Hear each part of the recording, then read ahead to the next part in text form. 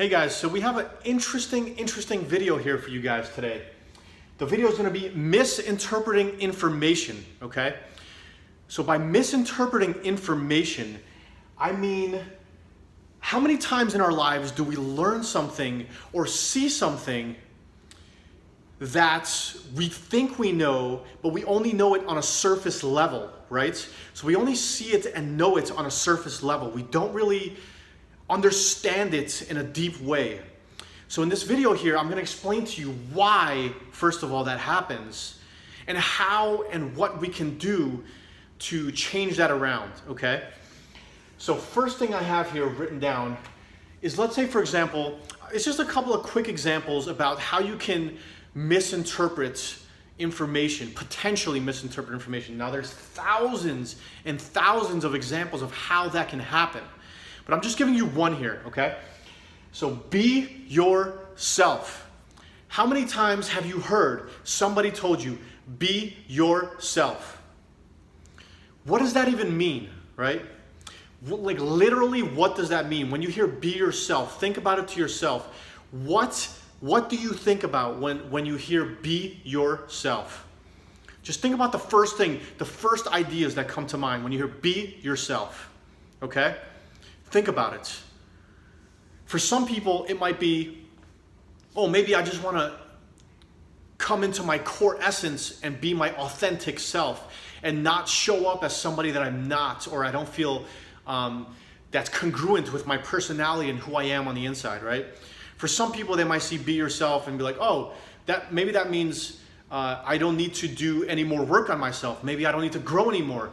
Maybe I don't need to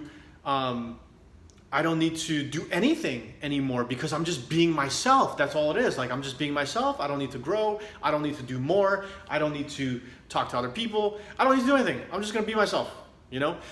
And so there's so many different ways to kind of identify with something or someone that says to you, be yourself, right?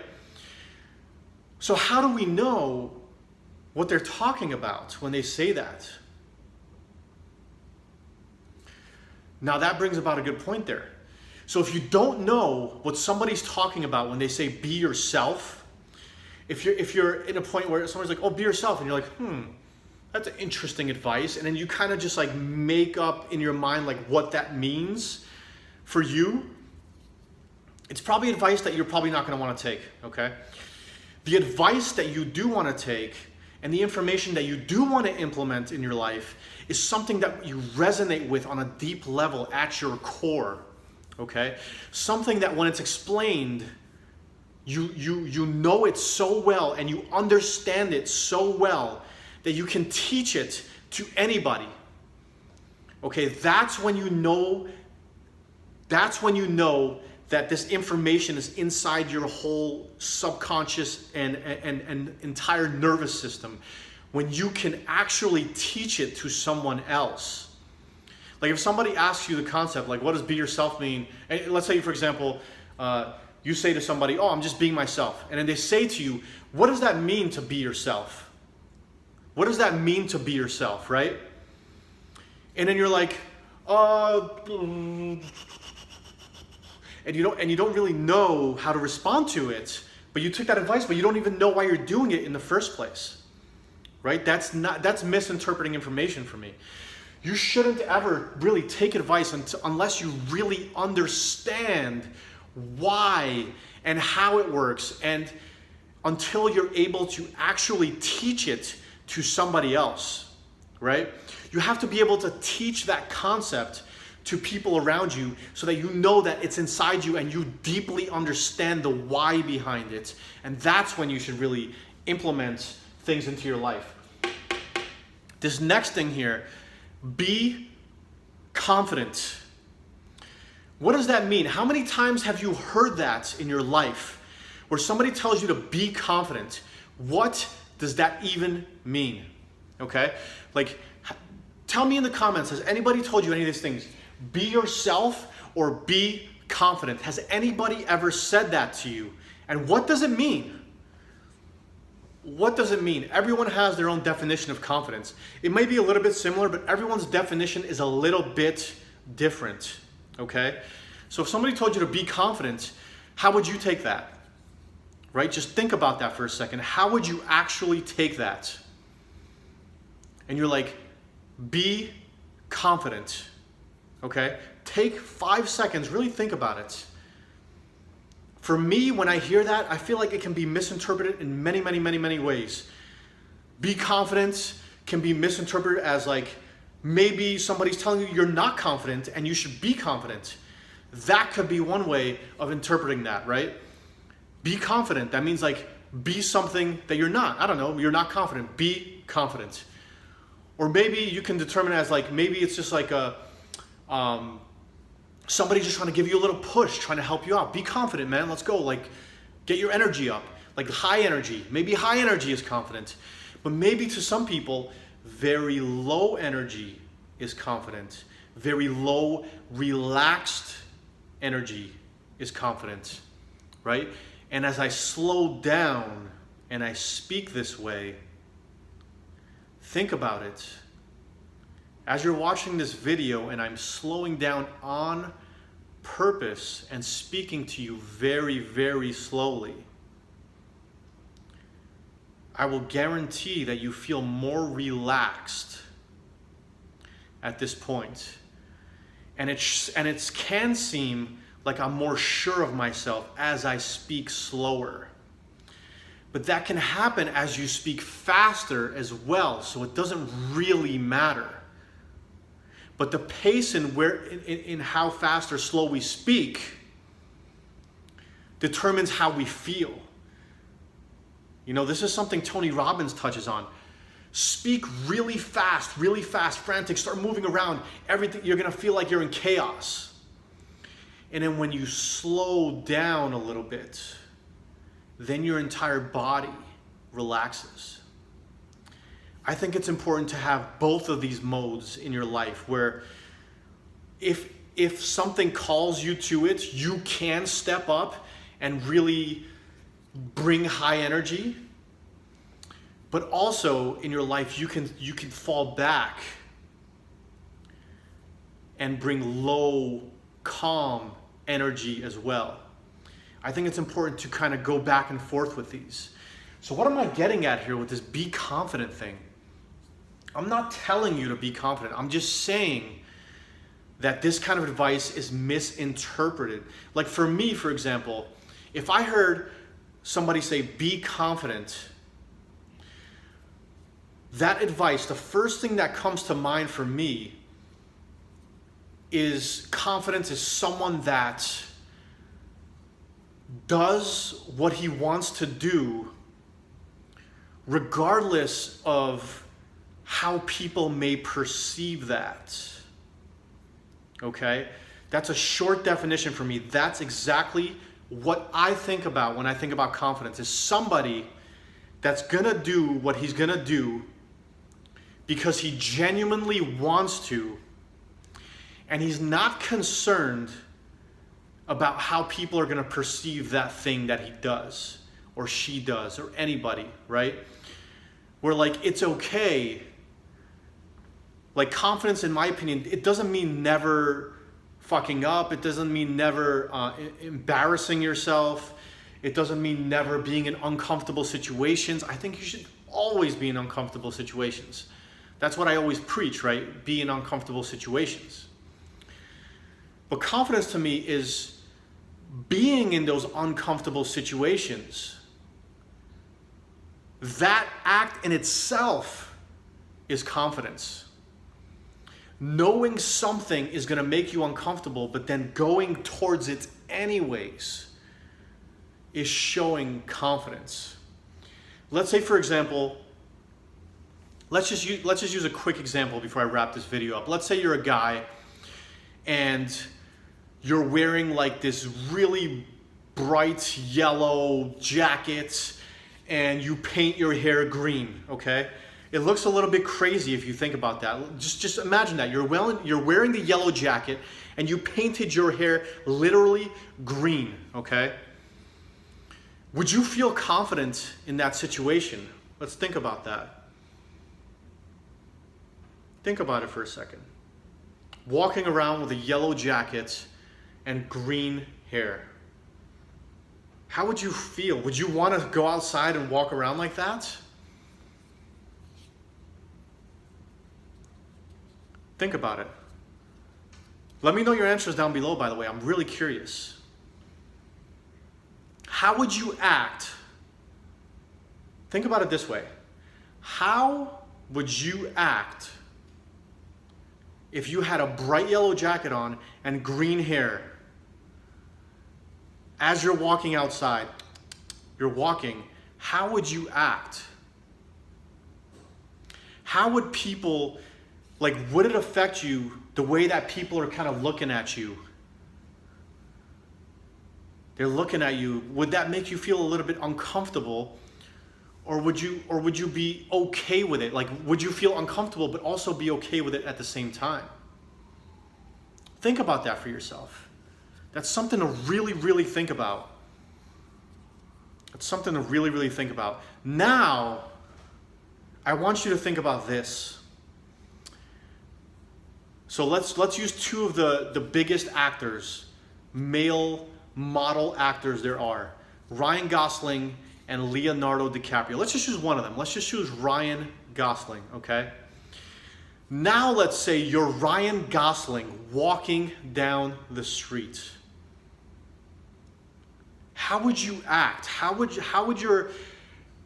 you walk? How sure of yourself would you be if you were Ryan Gosling walking down? You're certain that the people around you, they love you. They respect you. Some of them want to be like you. The others want to just be around your energy, right? You're Ryan Gosling. You have this aura about you where you're so certain that you're a success in life. You're so sure of it that it literally reeks off of you. People can feel that energy off of you. Okay? Now, I'm not saying that's an easy thing to do, is to kind of put yourself in that position where you're so certain of yourself and nothing can kind of faze you. But I do think it's something that we can step into time to time, where we just kind of get into a zone of where we're so certain of ourselves and who we are that we kind of walk and talk in a certain way that we don't care if somebody likes us or not. There's an interesting book that I read. I forgot the name of the book, but the core concept in it is that when you're exercising your freedom in life, when you're truly exercising your freedom in life, is when you know that you'll only know that because you're okay to be disliked. Okay? That means you're exercising your freedom, that you don't want to be disliked, but you're going to be yourself and who you are at your core. And you're going to say what's on your mind and do what you feel. And if people dislike you, then that's okay.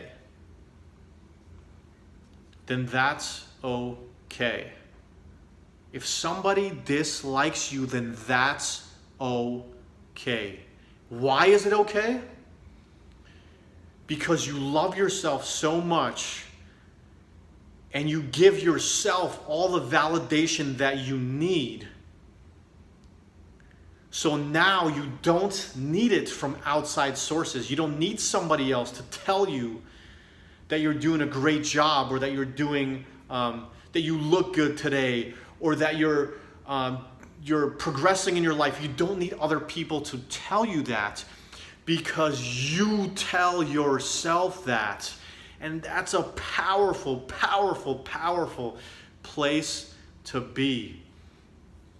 A very powerful place to be. And you're always going to slip. You're for me, for example, sometimes I'm in that place, right, where I don't need anything, literally nothing, and I'm happy. I'm just genuinely just happy and grateful in my soul.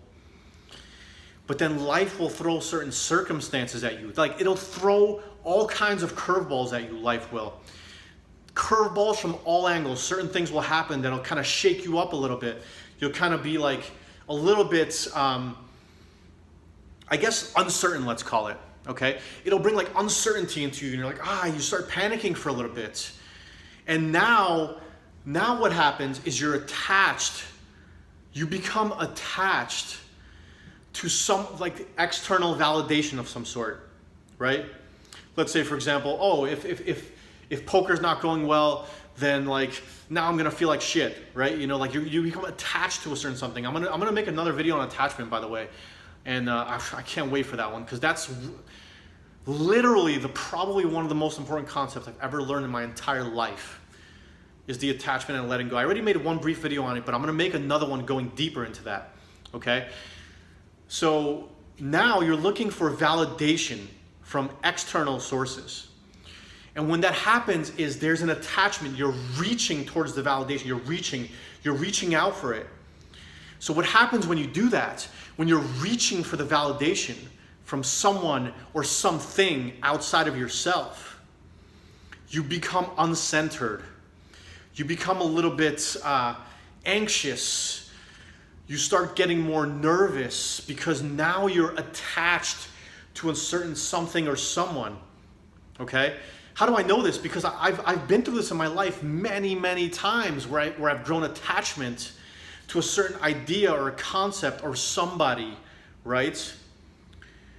But what happens is we all have that natural inclination to be attached to certain things in our life. But what you do, which I'll go deeper into in the future video, but what you need to do is learn to let go and detach yourself and come back into your core essence. Now this is way easier said than done, okay? This is way easier said than done, and you need to go through this cycle over and over again to really understand what I'm talking about here. Because there's gonna be things thrown at you in your life where you're gonna become a little bit attached to them, and you're gonna start thinking about them a lot during the day. But this is a skill you wanna build where you completely are able to attach while you're in the moment with this person or with this thing or idea. You can attach to it, but just as easily detach and let go from it as well. I'm gonna leave it at that, because I'm gonna create a video specifically on that topic, covering what I just said and a little bit more, just to kind of get that idea across, because it's such an important concept for the quality of your life and the quality of your everyday emotions, and to kind of give yourself that feeling of just kind of letting go and floating and being okay with things. Okay, I'm gonna wrap this video up right here. I went on a rampage. I made like 2 videos in one here.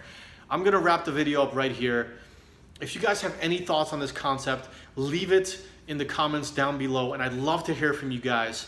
And I really want to, I can't wait to do this letting go. I might make that letting go video right after this one. I might record a few videos today, actually. We'll see. Anyways, yeah, let me know if you guys have any thoughts on any of those concepts I just talked about. And next time when you're receiving information or advice from somebody, do not